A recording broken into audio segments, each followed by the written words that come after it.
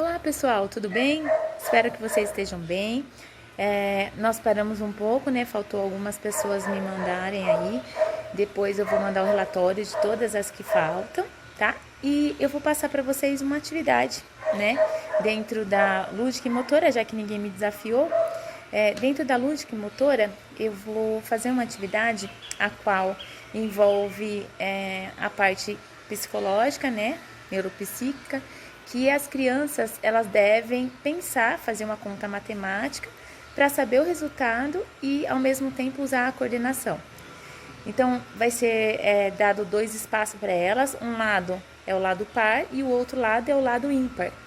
Ao momento que eu vou falar dois números, eles vão fazer a somatória e devem pular com a perna direita, no caso, se for do lado direito, e ficar numa perna só, né, do lado par.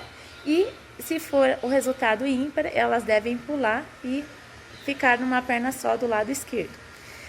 Para isso, dependendo da idade da criança, você pode dar a somatória, né, usar a subtração, usar a multiplicação e também usar apenas o número, né, no caso, se a criança for fundamental, né, então quando ela está no ensino fundamental ainda não sabe fazer esse tipo de conta, e aí você só fala o número 2 ou 3, 5, e aí vai seguindo dessa forma, tá bom?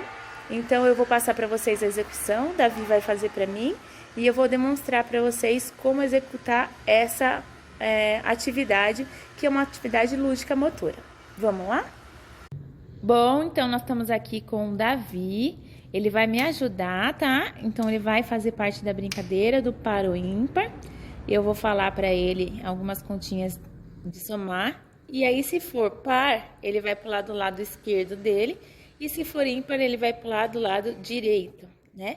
E lembrando que se for par, ele tem que pular com uma perna só do lado par. E se for ímpar, do lado ímpar com uma perna só. É isso, Davi? Então, qual que é o lado ímpar? Isso. Qual que é o lado par? Isso. Vamos lá? 3 mais 3. Isso. Mas você tem que falar quanto que dá o resultado. 3 mais 3, 6. Isso. 3 mais 2. 3 mais 2. Quanto que é o resultado? 5. Isso. 5 mais 5? 10. Então? Isso. Então, essa é a atividade do par ou ímpar, né? Então, como eu falei para vocês, a criança consegue desenvolver a coordenação, né? E também aprender. Então, é um lúdico. Obrigada, Davi. Uma outra atividade também que pode ser passada para as crianças é a questão de vocês anotarem várias comidas ou alimentos ou frutas em papéis, e ao momento que você vai posicionar a criança em fila, né? E aí você mostra o papel e lê para ela. A criança que não sabe ler, você lê, por exemplo, uva. Aí, se for doce, ela levanta a mão direita. Se for uma coisa salgada, ela levanta a mão esquerda. E assim por diante, né? Você pode também utilizar outras coisas, tipo objetos quentes e frios, coisas quentes e frias, e utilizando dessa forma para a criança ela conseguir utilizar a parte do sistema neuropsíquico dela, né? Então ela traria uma condição mais apurada, né? Ela teria que pensar. E às vezes a criança, a partir dos 4 anos de idade, ela já ainda tem uma certa dificuldade se ela não tem muito contato. Então vocês podem utilizar o quente, frio, salgado e doce, né? Algumas coisas que falam assim, por exemplo, o poste é alto ou baixo? O poste é alto, né? Então, o cachorro é alto ou baixo? Então, você fala duas coisas assim, tipo, o carro e a moto. O carro é alto? É alto. A moto é baixa, é baixa. Então, aí você fala assim, olha, eu vou falar duas coisas, o que for alto você fica em pé, o que for baixo você agacha, né? Então, são atividades que você consegue trazer para a criança o benefício dela interpretar, né? E ao mesmo tempo conhecer esse tipo de de característica, né, que é uma característica que é aprendizado para a vida da criança, tá? Então, essa também é algum tipo de atividade que você pode estar utilizando. E nós vamos para a atividade, então, a atividade sensorial, né?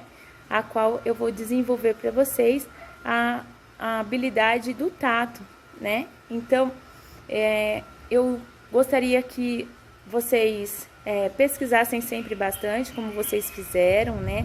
Para trabalhar com criança, é importante que vocês sempre tenham renovando o cardápio. É claro que a criança sempre gosta, elas se definem, né, como uma brincadeira em si, né? Mas é importante que você estimule a criança a conhecer outras brincadeiras, outras regras. E a criança não pode, dessa idade de 4 a 6 anos, ela não pode ter atividades que agregam muitas regras, tá bom? Então, eu vou desenvolver para vocês uma atividade que envolva o tato, né? Apesar de que as atividades que eu gosto muito, a maioria aí passou aí, do toque, enfim.